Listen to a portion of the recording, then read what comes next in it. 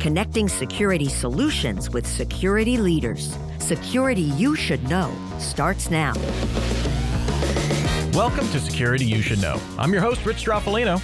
Today, we're talking with CompFly AI and what they are doing in identity and access management. Now, we've talked about identity and access management before, but the problem that they're specifically addressing is a big one, never felt more relevant, and it's all about the problem of how do you safely deploy AI agents. Everybody's wanted them since yesterday or even before then. Doing it safely still feels like an open question for many organizations. Helping us figure out why this is so hard are Mike Lockhart, CISO over at Eagleview, and Gary Chan, System VP and CISO over at SSM Health. Mike, I'm going to start with you. Why are we having trouble safely deploying AI agents at this moment? It spans a spectrum of issues that all of us are trying to tackle today, but it really breaks down to authentication and identity. How do we prove who you are, what you are? A lot of agentic capabilities have been bolted on to pre-existing design patterns that weren't really intended for agentic use. The agents are non-deterministic. There are things that they can do that go outside of the scope of the guardrails that we deploy. So drift and decomposition are huge issues. And those are just two of the things that are part of a larger spectrum of problems that we encounter of observability, auditing, monitoring, judging. But it really starts with identity and authorization as a starting point, and then making sure your agent actually behaves in the way that you expect it to. Gary, I'm going to come to you. From your perspective, why are we struggling in this moment with deploying these AI agents? So first off, I agree with everything Mike said, but because I want to have some variety, I'm going to focus on something else. I'll mention speed. And this is speed just for deployment, as well as the speed at which the LLM or whatever AI agent, how it operates. And because of that speed, it can do so much in such a short period of time that you got to be sure that it's right, because otherwise it's going to do a lot of really bad really fast. And then, of course, there's the scale as well. So if you have multiple instances of it, you can now do way, way, way more. So I would say speed is just like a huge aspect and why we got to get it right, because otherwise it's just going to blow up. Well, today we're going to be talking with Venkat Siva, the co-founder and CEO over at CompFly AI. Super excited for this conversation. But to start out, we need the answers to some preliminaries here. So here's our classic trio of questions for Security You Should Know. How do I explain the value of your solution to a CEO? What does your solution do? And what does it not do? And what is the pricing model? Venkat, can you help us out here? For sure. Thank you for having me, Rich. Companies are about to introduce a new class of digital workers. I mean, these AI agents do not just answer questions. They can access data, they can call tools, write code, trigger workflows, and make decisions at machine speed, like Gary and Mike was talking about here. So risk is not just about that the AI can answer something bad. The risk is largely about these autonomous agents taking an action that the businesses cannot control, see, or explain afterwards. Today, we do have controls for employees, for example, applications, infrastructures, and service accounts. But most companies do not have a control plane for these agents to know who created these agents, what can it access, what actions can it take, and what evidence do we have. CompFly helps businesses move faster with AI without asking security to blindly trust it. We give security, engineering, and business teams a way to say, yes, you can go and deploy these agents, but every agent has to be known, tested, governed, and auditable. So what do we specifically do? We actually help govern autonomous AI agents across their lifecycle before they launch, while they are acting, and after they act. Before they go live, we help discover these agents, understand its owner, purpose, permission, tools, and then we simulate realistic and adversarial scenarios so teams can catch these risky behaviors before production. That matters because agents can stitch a bunch of normal permissions together to actually create a very abnormal outcome. While agent is live, CompFly helps enforce policies. Should this agent be allowed to access this record, call this API, or approve this particular action? And afterward, CompFly gives security, compliance, and audit team a way to actually have these evidences to know what happened and what policies were applied. What we don't do? We are not replacing LLMs. We are not replacing agent frameworks. We are not trying to replace DLPs, SIMs, GRCs. CompFly sits across these environments to actually make these agents visible, testable, policy-bound, and auditable.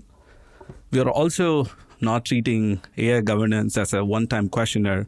Agents are dynamic, they evolve, the prompts change, they have emergent behaviors. So we treat governance as something that is continuous, from development to simulation to runtime decisions to audit evidence. Our pricing model is a base platform fee plus a usage for simulated and governed actions. Base platform fee covers everything from a control plane perspective. What's the discovery, inventory, integrations, and visibility? The usage is largely tied to where CompFly is actively testing or controlling agent autonomy.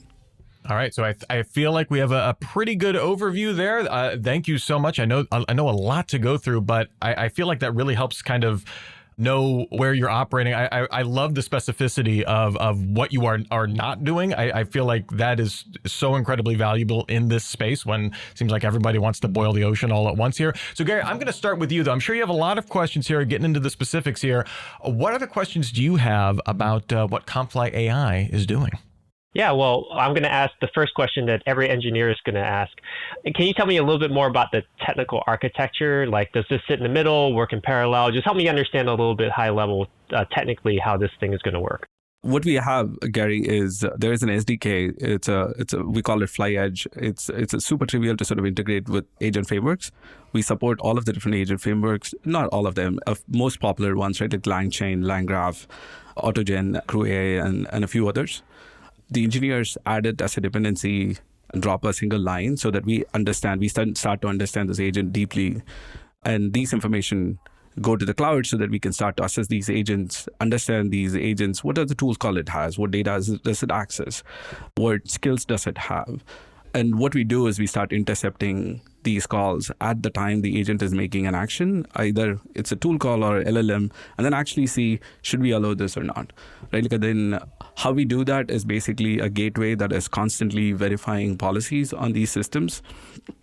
And we make sure these policies are deterministic in a way. The signals are not deterministic, the policies are deterministic. So you actually are relying on things that you know can be sort of monitored and actioned upon.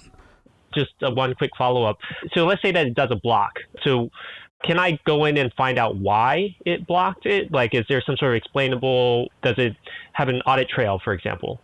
100%, Gary, right? Like, so what we do is we actually sort of look at what is this agent doing right now? What is the context does it actually have? What is the trajectory of all the tool calls it has done? And we sort of keep them as audit logs.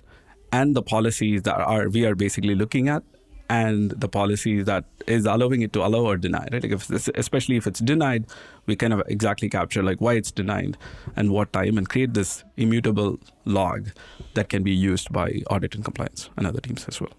All right, Mike, get in there. What other questions do you have for CompFly AI? So my question's around portability. And to put that portability question into context, our organization, we develop on a constituency of core platforms. We have AWS Agent Core, we have Copilot Studio, we have additional layers on top of that, such as N8N, and then we also have custom frameworks and harnesses as well, too, where we have done native Bedrock integrations as well. So when you're encountering a situation with an engineering organization where you have to find a way to effectively plug in and horizontally scale across a multitude of different foundational frameworks, as well as a larger constituency of sort of the code first frameworks, what's your enablement process? How do you tie in and how do you define success in an organization that's still exploring the art of the possible, but also developing on the fly across all of these different platforms? That's a great question, Mike. And I can assure you, you're not alone. As you talk to the community, so many people are going through the same thing. From an AWS Bedrock, so the way we essentially do this is the discovery part of the system initially understands what all the different providers, we have these platform providers and there are model providers. The platform providers, based on the platform providers, we can start to understand what agents are getting deployed in each of these platforms. And that effectively provides us a discovery of these are the agents that are actually there. And the moment that we discover, then there is an onboarding thing. It's a few steps that basically allows people to quickly onboard this agent into the platform. And as a part of the onboarding, we create a DID. DID is a unique identity that we have for this agent. I mean, historically, people were just using models API key to identify an agent. Of course, that has a lot of sort of downside. A DID is a distributed ID, and that is sort of, it is signed and there is a key for it, and we can basically verify these signatures along the way. So what we do is the moment the DID gets added to the system, it can send the calls, can send these informations to the cloud, and then we can start to actually infer what's happening and then apply policies on them. No, I mean, I think that gives me a good starting point there too. And so adding on to that, right? What's the journey look like though once you're initially plugged in? What is the expectation for an engineering organization as far as dipping their toe in the water to starting to tread water and all the way to swim, sort of that crawl, walk, run mentality, getting all the way up to we have now fully integrated this, and what's the value proposition at the end of that enablement journey? So the way we do this is there is what's called an agent guard. The agent guard allows us to essentially define what are the base controls that we want to put in place. And the base controls are largely divided by three. There is what models and tools are sanctioned for this organization, what data safety and security policies that I want to apply on these agents, and then what data sensitive policies that I want to apply for these agents. These are largely provided by the platform for organizations, so they can effectively, and these are based on the security and the safety is largely based on OWASP top 10. The data sensitivity is based on data exfiltration, keywords exfiltration, secret exfiltration, and so forth. So these things are offered for the company. So the company can, as they onboard into the platform, they would look at these base policies to make sure that they are aligned with the company's policy. And once it's basically done, you're effectively doing this for all of the agents to come. So as agents get onboarded, we start to understand what these agents' behaviors and the tools and the systems are. And the moment that happens, these agents go through a simulation phase. We have got two modes of simulation. There is a security simulation and a safety simulation. Security largely is using OWASP, but uses the MITRE techniques to sort of attack these agents for adversarial sort of scenarios. And it actually provides you specifics about what are the weaknesses of these agents. It's not more a binary about sort of this is good versus bad. It's more about this is where we see this agent's weaknesses are, and this is where we see the agents is good. And wherever these weaknesses, we also say, is this refusal categorical? Is it hard refusal? Is it soft refusal? Or is it just evading some of these requests? And provide them recommendations on what to essentially fix.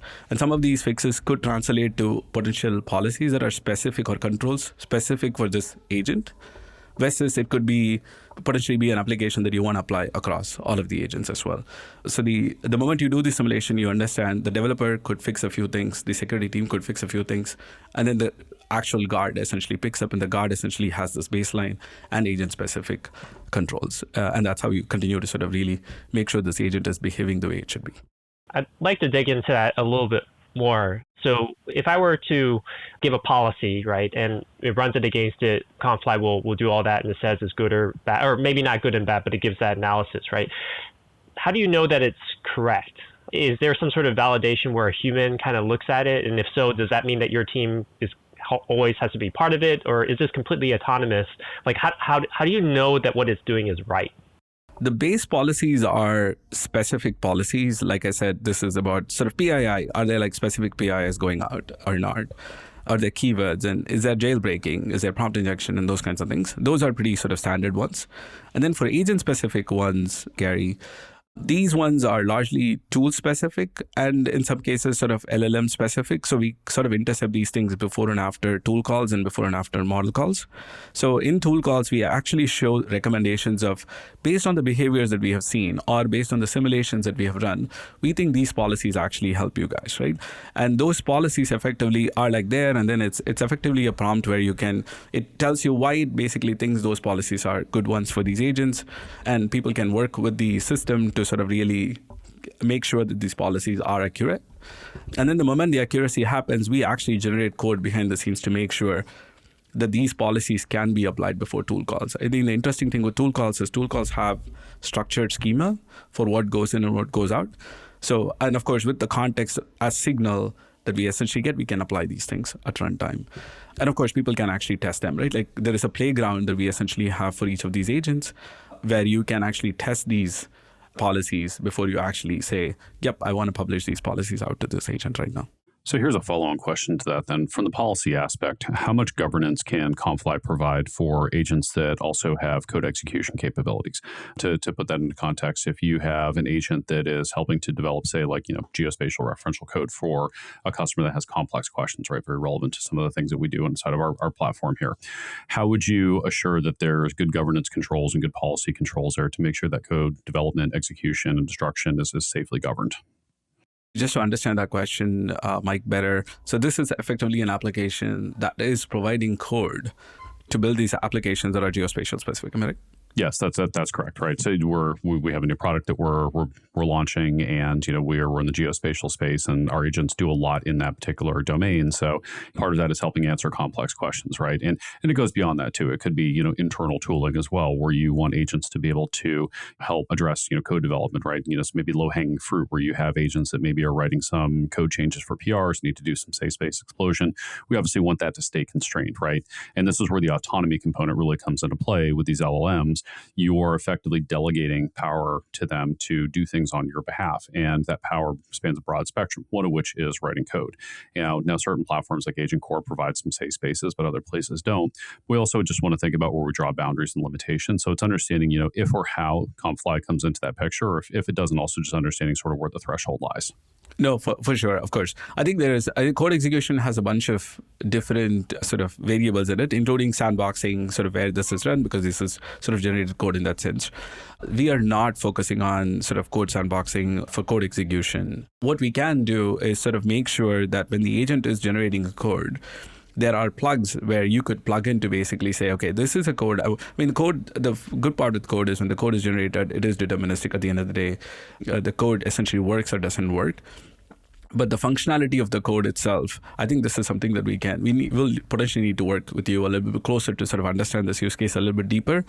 But in general, there is an escape hatch for these policies. The escape hatch allows you to sort of plug in what you want to do beyond what the capabilities of the platform are. And that's effectively how you essentially look at this as, okay, this is what the codes that have generated, but like what are the deterministic aspect of this that we can actually truly validate at the end of the code generation itself in this case, yeah.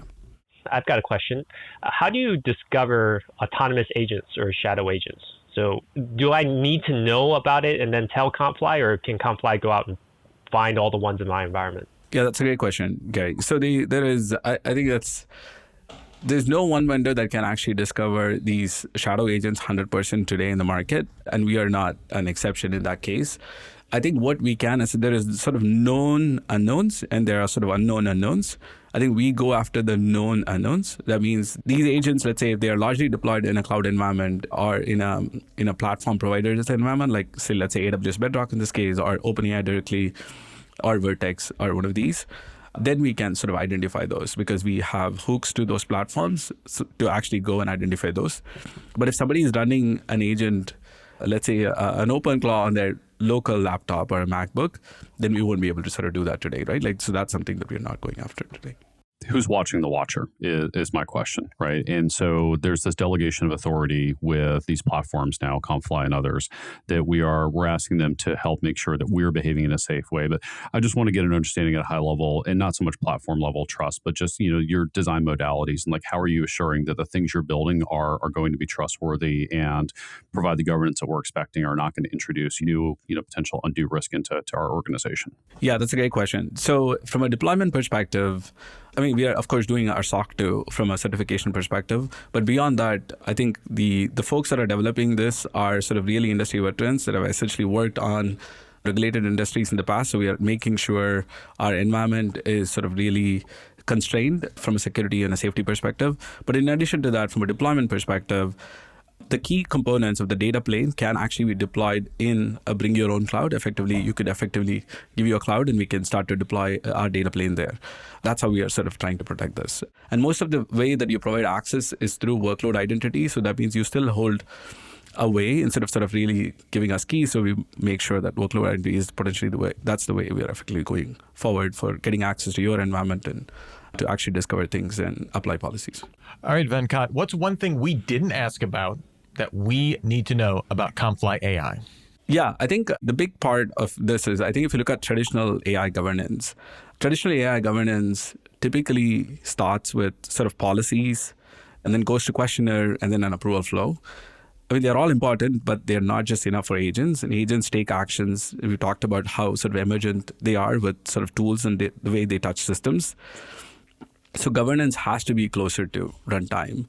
And it has to be continuous. It has to be sort of technical and evidence-based. And that is where CompFly truly fits in this ecosystem. Well, that's just about it for this episode of Security You Should Know. To learn more, head on over to CompFly.ai. If you have any feedback for this show, send it to us, feedback@CISOseries.com. Thanks to Mike and Gary for helping us learn more about what CompFly AI is doing in a fascinating and fast-moving space. And thank you so much, Venkat, for your time and being game to answer all of these questions. And thank you for listening to Security You Should Know. That wraps up another episode of Security You Should Know. If you like this program, please subscribe, tell your friends, and leave us a review. All companies showcased on this program are sponsors of CISO Series. If your company would like to be spotlighted and interviewed by our security leaders, go to our contact page on CISOseries.com or just email us at info@CISOseries.com. Thank you for listening to Security You Should Know, connecting security solutions with security leaders.